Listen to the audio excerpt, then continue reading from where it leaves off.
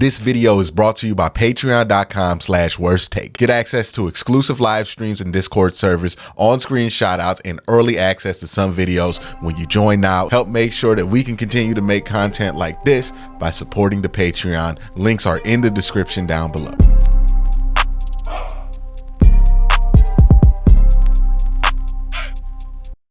Okay, this is a question that a lot of us have been pondering the last couple of weeks, given this player's performance. And the question is, should DTR be the backup quarterback for the Cleveland Browns this season?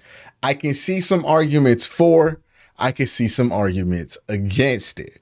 So let's talk about it. Let's have a conversation. Is DTR ready? Will we see if he's ready in today's preseason game?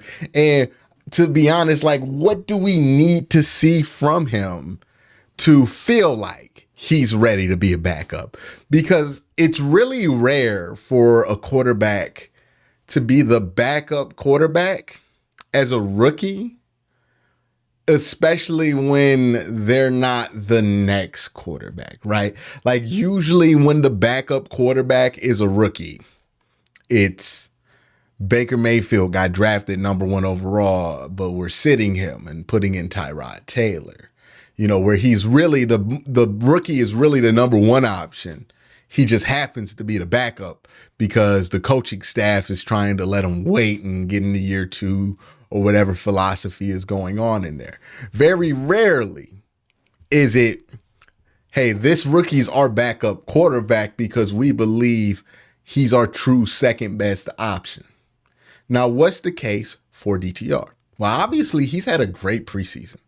And the reason he's had a great preseason is because he does one thing very well. And what that one thing is be on time. Like his feet are great. His arm strength is all right. His athleticism is pretty good.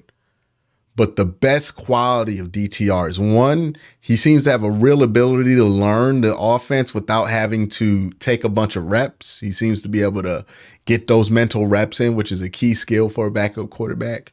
But also, he knows how to be on time.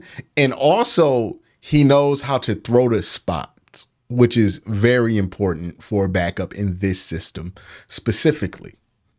When you look at the guys who thrive in a Shanahan-style wide zone running passing scheme, they usually have these traits. They're usually guys with good feet. They're usually guys who, the arm strength is what it is, but they're good at being on time and they're good at hitting spots. Because what this offense requires when it's ran in a more base set. So what I'm saying is, like, the Deshaun Watson version of this offense is going to be the custom Deshaun Watson version of this offense. It's not going to be as rigid about timing or anything like that. It's just going to be what Deshaun wants to run mixed with some concepts that Kevin and him work together on. When Deshaun's not in the game, or knock on wood, if Deshaun's not in the game, then it's going to change to what we've seen over the last 3 years, which is that Shanahan-style passing attack. And I think personally, DTR is a great fit for that type of offense. And I didn't really understand this when they drafted him. And I understand it now watching him, because what he is at his core, like, the athleticism is great, the footwork's great, but at his core, I think his best trait is that he knows how to be on time and on target. He knows that he needs to get this ball to the hash when he gets to this step. And he's really good at trusting his receivers to get to the spot, because that's what separates the Shanahan style offense. You look at guys who have had success in that style of offense that aren't the greatest quarterbacks in the world or aren't the most capable quarterbacks when it comes to physical tools. Brian Hoyer was somebody in Cleveland that looked pretty good in that offense. And Brian Hoyer was an anticipatory thrower. He would throw to spots, not to receivers, to spots. Even good quarterbacks, when they're in that Shanahan style system, if they throw to receivers more than they throw to spots, because they have that level of accuracy and arm strength to be able to get away with that, they're not going to look as good. Key point, Deshaun Watson, when he came in there for the last 6 games, he's not a spot thrower. He's not a timing thrower. He's somebody who makes his own plays. And because of that, he's a 3-time Pro Bowler and has the potential to be an elite quarterback that DTR doesn't. But because of that, when he was just thrown into a basic Shanahan style system, he struggled because that offense doesn't fit his strengths. DTR, on the other hand, that offense fits his strengths. I think the best case scenario for the Cleveland Browns and for DTR is this. Josh Dobbs should remain the backup during games, right? If Deshaun Watson gets hurt, Josh Dobbs is a better fit to run the Deshaun Watson style of an offense that you would have to run if Deshaun Watson got hurt in the middle of a game. So Josh Dobbs should still come in if Deshaun Watson gets hurt during a game. But if you're going to miss Deshaun Watson for a week and you get to prepare, I want DTR. Because you can go back to some of that old stuff that you used to run that everybody on the team already knows because they've run it before. And that would be very successful because I see the traits in DTR. And it's just funny because I don't think a lot of people are going to see this comp for a number of reasons. But I think DTR plays a lot like what if Brock Purdy was a better athlete? Because as passers, I think him and Brock Purdy are very similar. They're both anticipatory guys. They both don't have the greatest arm strengths. They both are confident enough in themselves to take some chances downfield and try to make some big boy throws. They're both, Brock Purdy's not a bad athlete. I think that DTR is just a better athlete. And they both use their feet in similar ways. I think Brock Purdy is a comp to DTR. It would be funny to see what DTR would become if he got drafted to the 49ers, because I think there's a good chance that he could play very well for Kyle Shanahan in this type of system, because this is the type of guy that he kind of wants.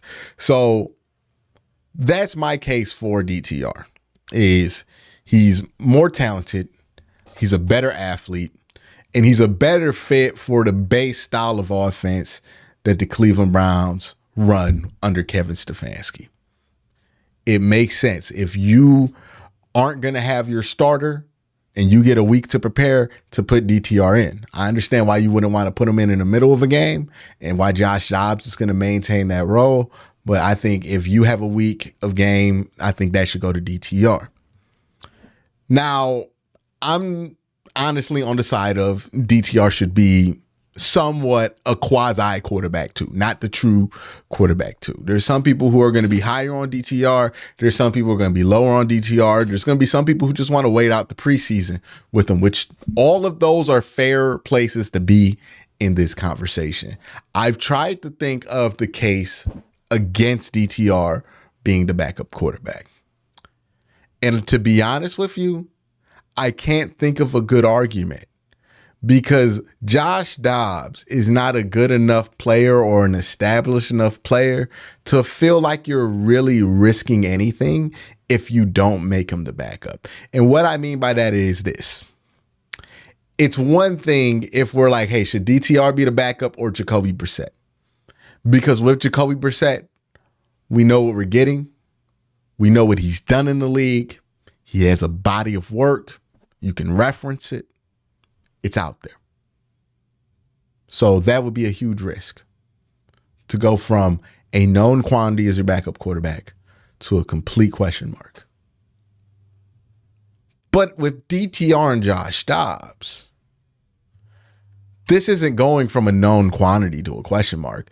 This is going from a question mark to a question mark. Because again, we have to keep it real here. Josh Dobbs maybe has 2 games in the regular season over DTR when it comes to playing experience. He's been in the league much longer, but he's been in the league from the same perspective that DTR has been. You know what I mean? Like on the sideline as the backup. So it doesn't really bug me if they put DTR as the backup, because you would be throwing in an inexperienced quarterback anyways. One's just older and less talented and less athletic in Josh Dobbs. Now, again, Josh Dobbs deserves all the credit in the world. He's a really good preseason player. He's a good athlete. He's a really smart guy. He could be a rocket scientist, all of that. But if we're talking about what I feel like is best for the football team right now, from what I've seen and heard from camp and what I've seen during the preseason, I don't see a good argument for it being Josh Dobbs other than, hey, we already paid him to do this job. Because that's really the only way that you can roll with this conversation. I think everything else has leaned towards DTR. Right now, it doesn't even feel like a tie.